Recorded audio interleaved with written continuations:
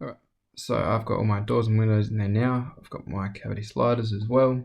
I will give you that tomorrow. Couple of things. We're going to do this window together. Before we do that, I just want to show on any of these, say I put the wrong door here. Alright, so I wanted an 820 and accidentally put a 920. That's fine, just pick the door and we can change it in here. So if I want to change this to an 820 door, straight away it does it for me. Okay, I can change it back. The other thing that's really useful is all of it, really, everything we do is very useful. Pick, one wall, right? So if I want this wall, if I want to grab all of them to change all of them at once, SA on the keyboard selects all of the same type. Alternatively, you can right click and go select all instances in the view or in the project, it's up to you. All of them grabs all of the same type. Alright, I'll go through some more short keys and stuff like that when we are drawing, and probably tomorrow when I see you. So, window here, alright, and window here. A bit confusing, but we can do it. So it's a window, it's a fixed window. This one here is 600 by 2500. So, edit type, duplicate. This is AFW 0625. Alright, so what I need to do is obviously find a window that has that width. So steg bar, let's find our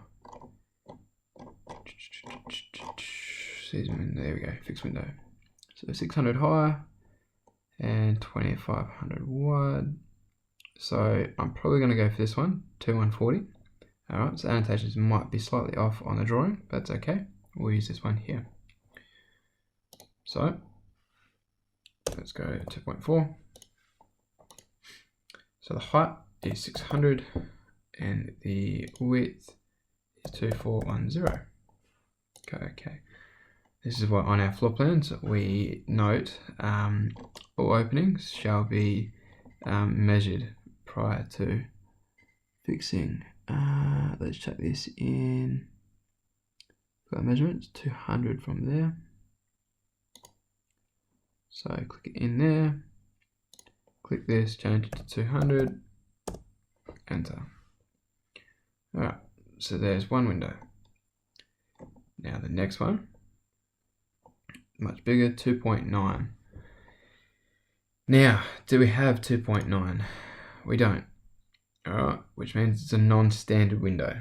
Alright, which means I've got a few different ways I can go about it. We're not going to get into it. So we'll just take it as one sheet going the entire way. Alright, it's not exactly correct, but for now, that will do.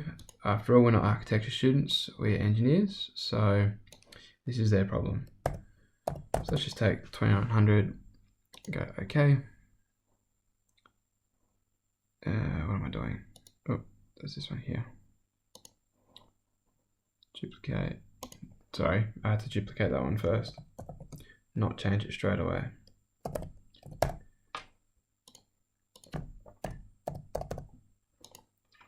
That's better. Now, where's it going to fit? To put it in here. Roughly. Is that going to work? Yeah, we'll go roughly there. That's fine. Just get our head around it. Like I said, we're not going to be too pedantic on this, but for your project, you will be. Alright.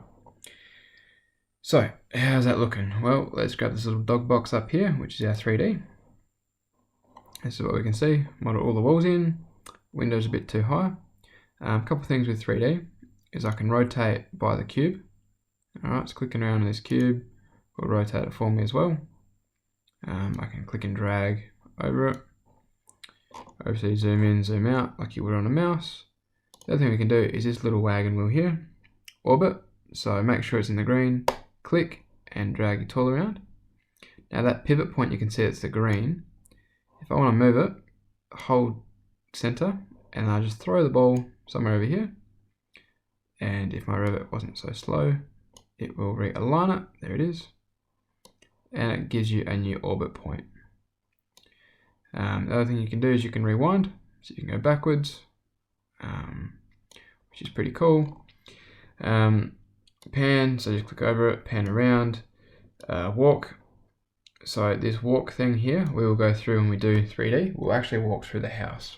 Alright, so what you can do in Revit is put all your little models in there, all your little, your kitchen tables and bench tops and everything else, and you can walk through the house in real time. Now, a couple of things I need to adjust now that I'm looking at this in 3D. Obviously all my walls cut off at my level 1, which is good. Now these windows here are a bit too high. Select one, SA, select them all. Now what's going on here? Why are they too high? Well, the head height here in the properties should be to 140. Alright, so that looks a bit better. Oh, zoom in, sorry. Going okay down here. Still could probably come up a little bit more. I'll adjust that when I put a slab in there. The other thing we need to check is, how's all the other windows looking? Well, these ones here are a bit too small, a bit too low. So how can we do it? How can we, I don't want to really go through each window one by one. That's going to suck and take a lot of time. Well, what I can do is select everything. Alright. This little filter button down here, if I click on this filter, it tells me everything that's been selected. So all I can do is I can go check none, check my windows. All I want to grab is my windows and go okay. Now all the windows are selected. Alright. Now head height, let's change all the head height at once to 140. Apply, and they'll all move. You can do the same with the doors, you can do the same with the walls. Alright, so what that does is now all of my windows and everything is sitting at the right level. Beautiful. Alright, now these windows here, need to make some adjustments. So from the floor plan, what we can see is we've got one here, so similar to the kitchen window, which doesn't really tell me a lot, so thank you very much. Look at this one. The window sill is to be at bench height with 600 high window manufacturing. Cool. So what this is saying, it's going, hey, you've got a bench top here. There's no point in having a window below the bench top because you can't see anything. Let's make it in level and come up from there. Now, if you go into your kitchen bench should be 900 off the ground. It's not. Call your carpenter, tell him to come back and tell him he's a goose. He needs to go fix it. But it should be about 900. So what that means is this head height here needs to change. Alright, okay, we change the still height. Alright, still height is to the bottom. So if I change this to 900. Alright, this one here to 900. Alright, so how this looks in reality is you're in the kitchen and this is basically the splashback behind the stove or the sink. Not very practical, a bit annoying to clean the window, but hey, that's their problem, not mine. Alright, so our 3D is coming along, which is good. Change it to fine, change it to shaded if you want. Alright, house is coming up. These here's obviously the CAD file. The other thing that you should notice is before you right click, we can hide the element, so we can hide just that.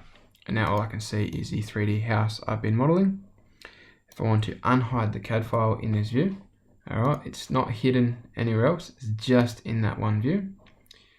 The little light bulb down here, reveal hidden elements, it's in red, right click, unhide element, under the light bulb, and it is back in front of you. Alright, now almost there. So, got the bottom floor pretty much done. What I might do is just put a floor on to make life a bit easier for like the transparency. So architecture floor, pick lines, generic floor. Alright, let's go edit type, duplicate, let's go 100mm slab, go okay. Edit the structure, thickness 100. let's change the material in here. So click the 3 dots in the corner. What this does is it opens up all of our material properties. So if I can specify it to be timber or tiles or whatever, I have all the material properties preloaded in. Alright, to find concrete, let's just type it in up here. Concrete, that's cool. Let's take the 35 MPa. Go OK. Go OK again. I'll go more in depth in that, in the structural side of things, but for now, let's just take this. Alright, grab the outside walls. Alright, I know I'm going a bit quick, but we did go through this on last Thursday. So I'm kind of expecting everybody has done the work and are up to scratch on it.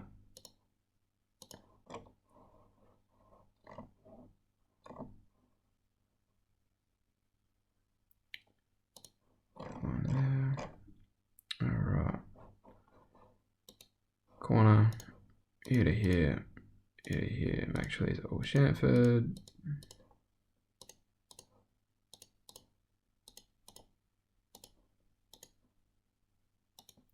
Cool. Tick. Bang. Have a slab.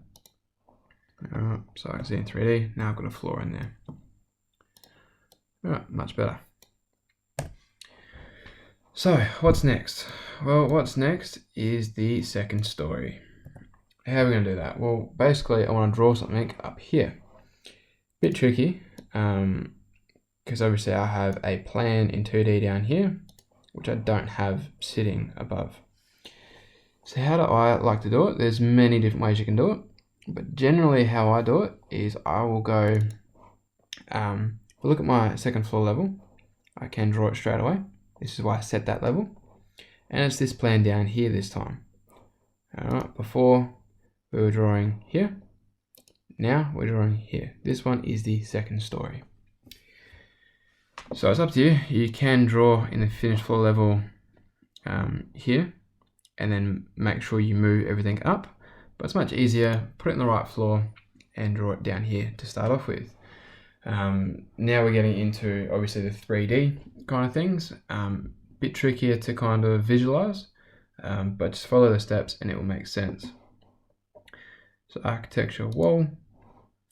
Now this time for the external walls, we are going to use Hebel.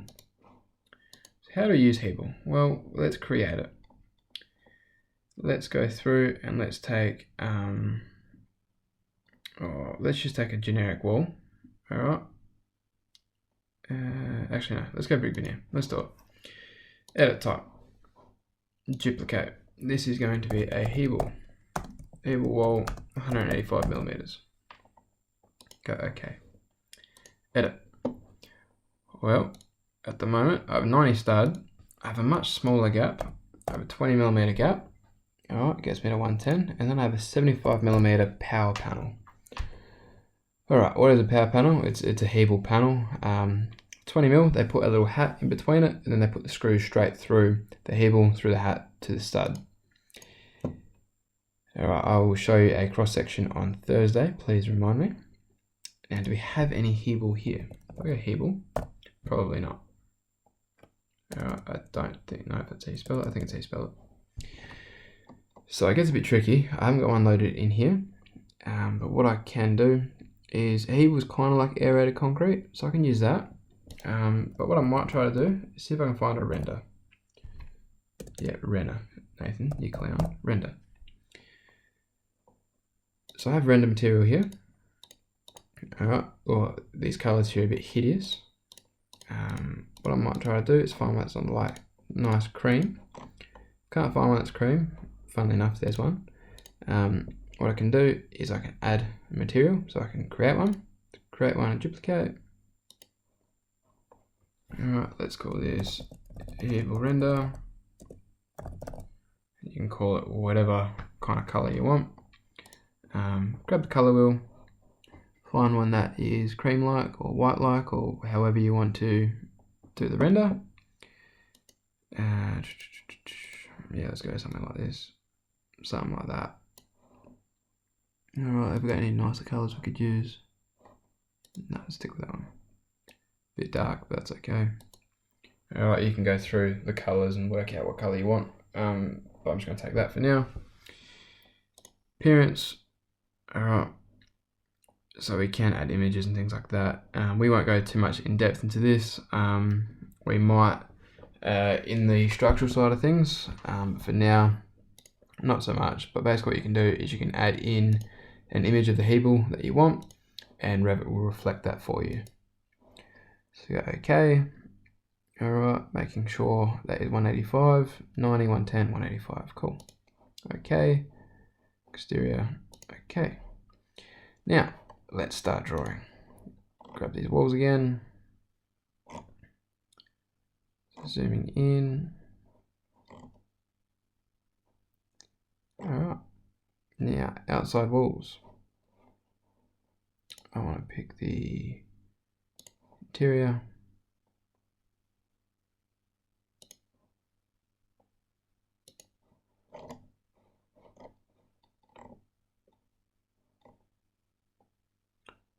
Just as we did with the bottom floor, we're going to do the same as the top one. So all I'm doing is going, hey, the wall's not here, but I know I can chamfer from here to here because it's a nice sharp angle. And if it's going to allow me, please, thank you. Maybe this one, come on. Oh, Nathan, it's better. Alright, didn't like that. What's happened there? Because Nathan's being a goose and grabbing the wrong things. Modify, delete. What you're going to find is the Hebel is a bit more difficult to see the difference in. So just be aware as to which part of the wall you're grabbing, because some of them won't trim if you put them incorrectly, like I had just done. So it happens to the best of us. Now this one here. Obviously just drawing a wall there, Nathan. What are you doing? Sorry guys. Delete. Nope. No, delete that wall. Okay, undo. Alright, still going.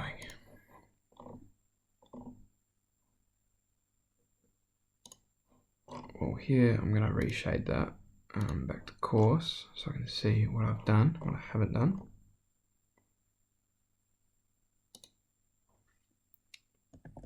It's really intelligent, Nathan. It's better. Alright. Corner, this one to this one, this one to this one, this one to this one, there to there, to there. Oh, I don't need this wall now.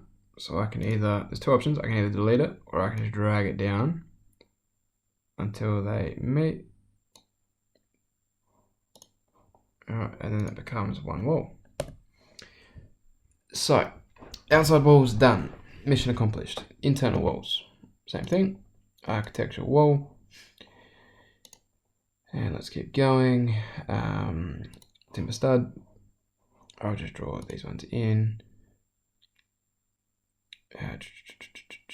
What was it like?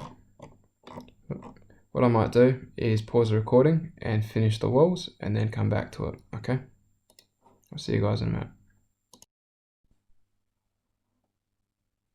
Alright, so I just want to show, I'm still going through the walls at the moment. I'm just drawing from the wall center line. So that dotted line, just to reiterate, is the wall center line. So it snaps all the intersections for me. So you might prefer to do it like this. Alright, for me, it's just how I prefer to do it as well. But Revit will kind of automatically snap everything for you from your CAD file. So if you've already done it in CAD, it's easy to bring it into Revit, but quite often it is easier to do it in Revit the first time, and then bring it to CAD if you have to. So I've almost finished with these walls. Again, if I can't grab an intersection somewhere here, I'll just start on this side to there.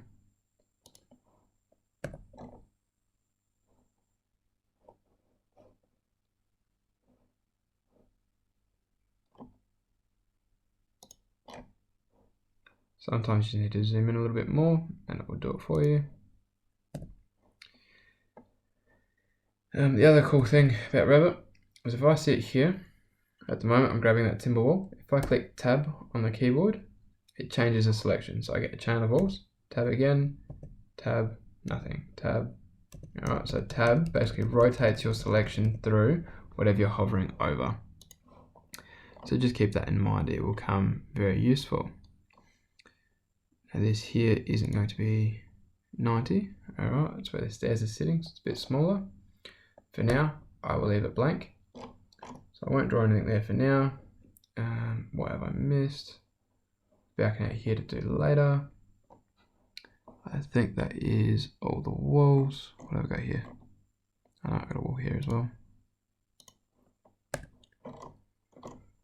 Alright, cooking with gas. So let's go through and put in doors. 820.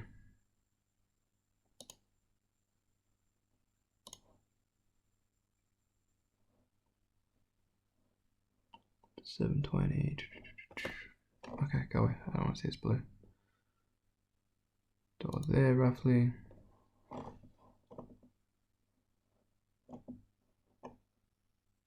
Okay, just remember the internal doors, we've got a bit more flexibility with them. Remember on CAD we kind of place them roughly where they need to go, and then it's up to our trades to locate them in the right places. So it's an annoying bit of wall there, but that's okay. For now, flip that round. Pick a door there.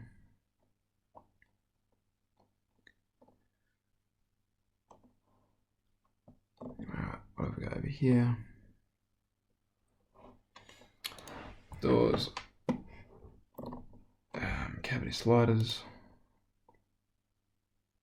Now I don't really know where that cavity slider goes, but what Revit will do is Revit will snap the midpoint for me, which is there. So I might take it there. 720 coming in here as well. So I can just see the shape of where it is. At the moment, it's not in a good spot. So escape twice. What I might need to do is I can either move or I can just drag it along.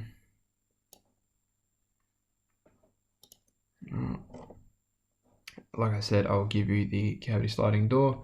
If you want it now, what you can do is if you just Google cavity sliding door Revit download, just like we did with our steel drawings on CAD, it will grab it for you as well. Now these here I probably want to align, so something like that. Now if I want to line these up exactly, what we can do is annotate detailed line. I can grab the outside here, straight line through. This line doesn't show up in 3D, it's a 2D line. It just helps us for locating things really. You'll use it a lot more in your structural drafting, but we'll use it a bit now. For things, it's kind of just like drawing a pencil to work out where things sit. Now I can delete it. Doors are in line, which is nice. Next thing is this main door here. Whilst I'm here, what I might do, I'm going to pause the recording in a sec and finish off the windows. So you will need to do the same. But we're going to put these on top of each other now. Alright, let's just get it out of the way. 3D, this is what I can see. I've got one over here, one over here. What I'm going to do is right click, hide my CAD file. Let's just spin this around. So we can see that one's on one level, one's on the other. Now I need to find a way to get them to line up. Now I do not recommend moving in 3D. Alright, it's not a good way to do things. So for God's sake, please don't do it. Alright, you make mistakes. Always do it from a known plan. So select, that's a great selection, Nathan, well done. select everything here that we have just drawn. Grab the filter to make sure we're grabbing what we want. Well, I don't want the elevation marker, but I want all of this. So let's go under the view. I want the doors and I want the walls that I put in. Go OK. And move. Don't drag this one, move from a known point. So as I mentioned on Thursday, I cannot move from a corner in two-story design. These corners may not line up. What you'll find with a lot of councils is the garage wall is able to sit hard on the boundary, then it comes in 900, the rest of the house continues. But the upper story generally will sit in further. Okay, so this upper story will sit in 900 from the boundary at all points. So the only really known point that we have is from these stairs. The stairs are common between the two. If they don't line up, good luck walking up the stairs. All right. So what that means is, if I zoom in, I know that this top corner here and this top corner here have to line up.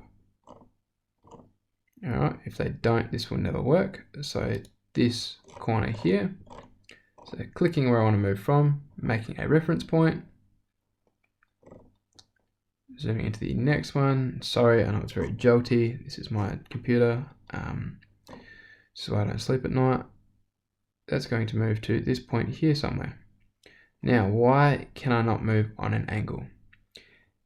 Revit has a constraint and a disjoin function. So if I untick this here, all right, it constrains the movement direction. Untick this one, and now I can. All right, so now I can move it anywhere. So let's move it to this corner here. All right, and these are lining up pretty good.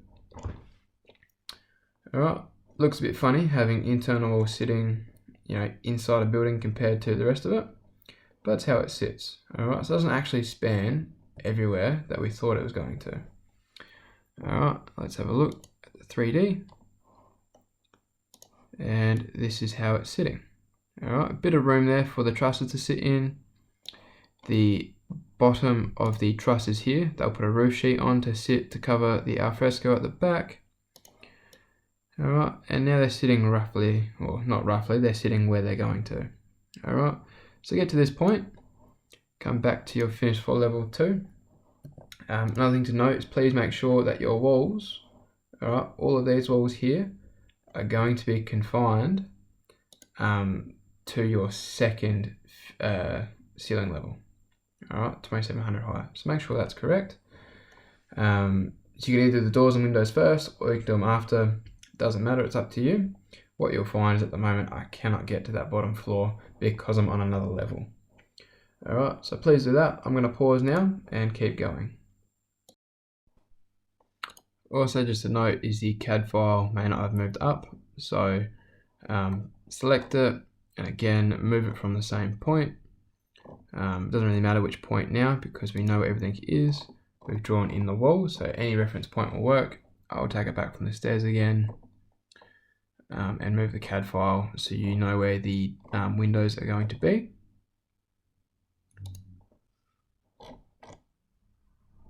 Alright, so now I'm looking at the upper floor again. And again, VV or VG.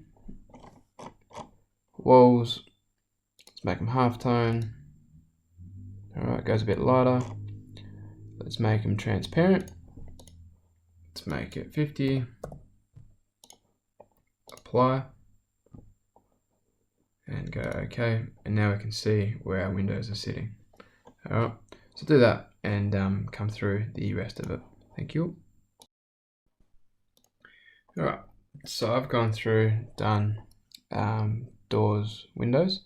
I know you might be looking at these ones here going, Nathan, what the hell is a highlight window? We haven't done it before. So these here are highlight windows. Alright, they're these little feature windows that sit above. This is the window that we put in for the kitchen before and in the scullery, whereas your highlight windows sit basically at the ceiling level here. So we can take the head height at 2700. So for those windows there, back to the 3D view, which is these two.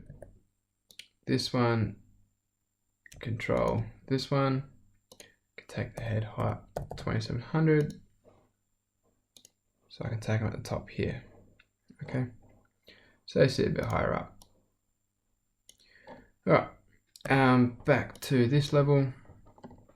The other thing you need to know is how to put this square arch in. Now, what we have is we can open these walls up. Alright, so if I have a look at the modifier, there's nothing really in here. Back in the architecture, I've got a shaft or I've got a wall. So what this is going to do, again, if I hover over it, it will show me an example of what it does. When Revit slides to, oh, there it is. Alright, so you measure a little opening and it cuts for you, which is what I want to do. So where do I want to do it? I want to cut this wall. Zooming in, I'm just going to drag from here to here. That's the opening. So this one is 910. So just drag and then release it. Alright, click enter. Alright, modifier. Alright, so it's cut an opening in there. If I click on it, I can then remodify it and move it to where I want it to go. So if I don't want it to be exactly 200.5, if I want it to be 200, for instance, next thing you need to do is work out where it's cutting. So at the moment, the base constraint, it's sitting, so the bottom of the cut, if I look in 3D, so I'm not speaking this very well. This is what I've done, is I've cut an opening in the wall. Alright. So what it's saying is, hey, the bottom of it sits at the floor level, and then the top constraint, it's a ceiling level, and then we're coming down from there. So from the ceiling level, which is 2700, to get to the head of my door, I might want that to be, let's say 600. Apply. How does that look? Alright, so not very much so like that. I don't know why. What have I done? Oh, negative, Nathan. Well done. Negative 600, we're coming down. Or you can click and drag this. Alright, don't recommend dragging it in this case. I recommend just typing it in. All this is doing is shifting that cut plane. So click out of it, and what it does is it creates an opening through our wall. Okay, so just to go through it again, what you do is wall, click the wall you want to cut, click and drag where you're cutting. Alright, that's that blue box there, and then modify after. Alright, so select it after and then modify whatever you want. Alright, so that's the one opening there that I need to worry about. Oh, and I've got a cavity sliding door to put in there, and then I've almost finished, or I have finished the internals. Where are we? Nathan, sliding door. Let's put that slider in there.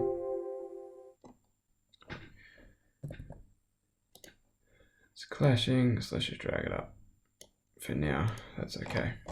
Alright, 3D. So these are all of my doors sitting in here.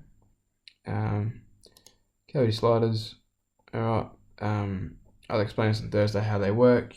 You may have gone through it in construction practice. Basically, the door hides inside the wall and you drag it out. Let's put a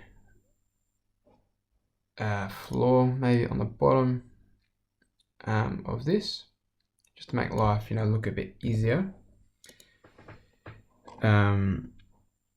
We'll put a floor underneath, and then we'll put it with trusses later. But just to show where the trusses are going to sit, we'll kind of get a head around how this is coming together, so it doesn't just float in the air. We can put in generic 300, edit type, edit, let's make it 400. Okay, oh, didn't rename it. Let's go generic.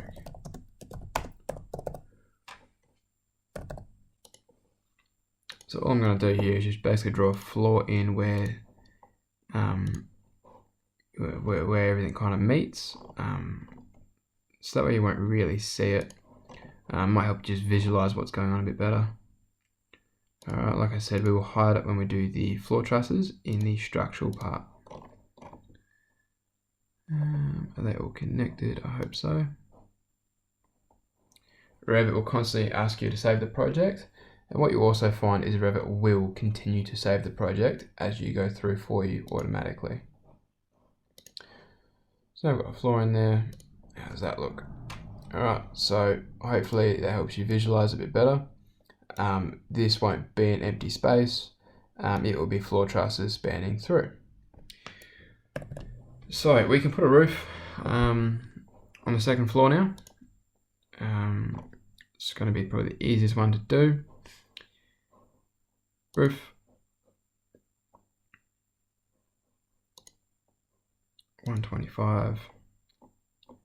Change it in here. Plumb cut's okay. Our eaves, $450. Let's pick the walls. Well, this one, this one, this one.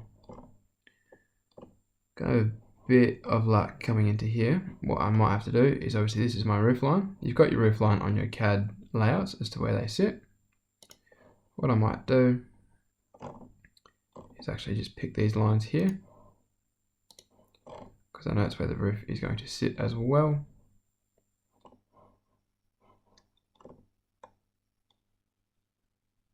Alright, if you're unsure for where the roof is, look at the floor plan, or look at either of the floor plans, and you'll see the roof layout on there where the roof is sitting.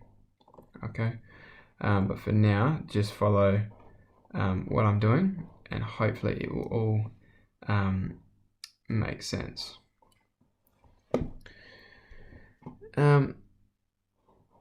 Actually, I don't really like this roof. I've changed my mind. I don't like that. Let's get rid of it. Let's go for something a bit different. Alright, let's go through and let's do a skillion roof for this house. So skillion, basically what will happen, as opposed to coming on an angle, meeting an angle going straight, what will happen is it will be one roof falling one direction, one roof falling the other direction. Let's do that. Let's go roof. Boundaries, 450. 125. Let's make here, here, here. Grab a line. Now I want to find the midpoint of this wall. Now I can keep going till I find the triangle, or I can hover somewhere on that wall, go SM on the keyboard, and Revit will snap for me. Click once, draw a line straight up. Alright, angle here to here, here to here. Make sure these are all trimmed. Now remember, these little triangles defines the slope, so that's the point it will slope from. Which means I want to untick this one, I want to untick this one, and I want to untick this one. I just want this wall, so it's going to get fixed here, and it's going to come up at an angle. And being a skillion, a 30-degree pitch is just absurd. So let's go for, let's say 7 degrees. Next thing I might do, this is the midpoint. Depends on which part of the roof you want to be higher. I might move this one from here, so let's say 600. Let's get a huge overhang there. Usually for a skillion roof, what you'll try to find is the amount of walls that line up. Any kind of continuous wall that you can find. If you guys support the roof somehow, it saves you putting in steel beams. But you'll learn that more in your structural drafting course and in the structural drafting project, and your final project as well. Green tick. Alright, now this roof is on the wrong level. Alright, Nathan has been stupid and put it on the floor level. So I need to move that up to my ceiling level. Now, let's draw the other side. Architecture, roof. Pick these. Let's put on the right level to start off with. So I have this wall, I have this wall, so let it run continuous to this wall. Got this one, find the midpoint, SM, to there, angle these out. Cool, modifier, get rid of the defining the roof slopes.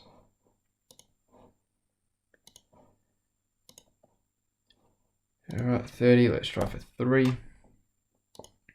Apply, and let's click the green tick. Alright, so I've got 2 roofs sitting here now. Well, what have we done? 3D. So this is what we're doing so far. Alright, we've got a roof skillion is in one direction. So this comes up, this comes up. Now, if I don't like that, if I want it steeper, what I might do is change this to be 12. I might change this here to be 5. Alright, it's very dependent as for the look that I'm trying to get on the front view here. What I can also do, grab the wall, attach top to base. Well, I want it to attach to attach the top of the wall to the base of this roof and to the base of this roof. Alright, so click the wall, top to base to this one. Alright, now it's starting to look a bit more kind of like a house. I'll have to do the same for all of the other roofs, for the other walls. But what we may need to do as well is I need to work out a way, because obviously I don't just see through here, there is a wall there. So spin the house around.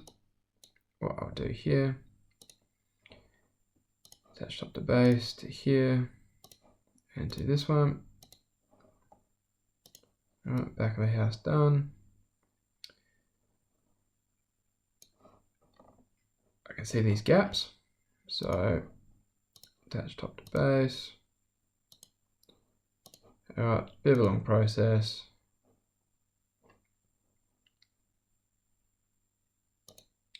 Okay. Go away. Alright, so all Revit's doing at the moment is just attaching the two together. So it stops you from seeing all the gaps. What I need to do is I need to put a wall that sits along this level here. Easier said than done, but let's have a crack. Alright, so how am I going to do that? Well, I know that I put the roof, alright, if I look at the 3D, this line here is at the midpoint of that wall. Alright, that's what I found. So, annotate, detailed line, SM. This line here is the midpoint. This part of the roof sits 600 on this side, this part sits flush against that line. So, architecture, wall, timber stud, stud wall. Things here will get a little bit tricky, but we can change it after. But let's go for the exterior face, pick a line, zoom right in, pick the detailed line. Now I want it to fall to the right hand side, so the dash line to be on the right. That's where I want the wall to sit. I can now delete that line that I've drawn. Let's have a look at my 3D. Now what's happening here? Well, I've got a wall in there somewhere, which isn't really able to be grabbed. What I can do is I can select it in 2D, so in the plan, and come to 3D. It's still selected. Can attach the top to the base of that. So this wall comes right up. Alright. Now the issue is the bottom of the wall is sitting down here somewhere, which is not what I want. I want it to come up. So I can either try, drag it up the best I can to a point where it's going to snap. But what I'll find is somewhere in here, if I hide this wall, it's sitting too far low. I need to find a better way to do it. And here's where we might start to use some of our sections to kind of get away with these errors. So let's take a section through. So a section is here. So let's take a section through. Let's go through here to start off with. These dashed lines here shows how far we're going, or like how far deep we're going to be looking at. So let's just drag this back in. Actually, I'll show you first what it looks like. So this sees all the walls. So if I right click, go to view, this is the section that I've taken. Obviously it just looks like an elevation at the moment. Change it to fine, change it to wireframe. I can see all the crap sitting behind that elevation there. Now if I want to see clearer or see less, drag this down. So all I should be able to see is 1, 2, 3 walls. Back to my section, 1, 2, 3 walls, and this one. So now I can zoom in, and I can nice and easily drag this wall to where I want it to go. Alright, so I might just finish it flush at the bottom. Alright, we're not going to go in depth as to how this is supported and tying it together and everything else. Just wanted to hide it away from everything else. So I'll put a ceiling in here, and all of our air conditioning, everything else will sit in. But follow that to move that wall up. Now I can delete that section, I don't need it. If my Revit works, delete, okay. And now I have the infill panel sitting up here. The next thing I can do as well is I can draw windows in 3D if you would like. So you can zoom in if you can find one that fits. Alright, might be a bit too high. So I might have to say duplicate. Let's go AFW. Let's say it's 450 high,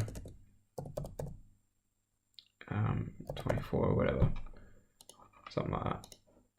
Whatever it is, edit type, and let's make this here 450. Not saying this is a true window, alright, just for the architectural merit associated with it, let's put in some windows up here as well. More windows you put into your house as well, the less energy efficient it is, so just keep that in mind.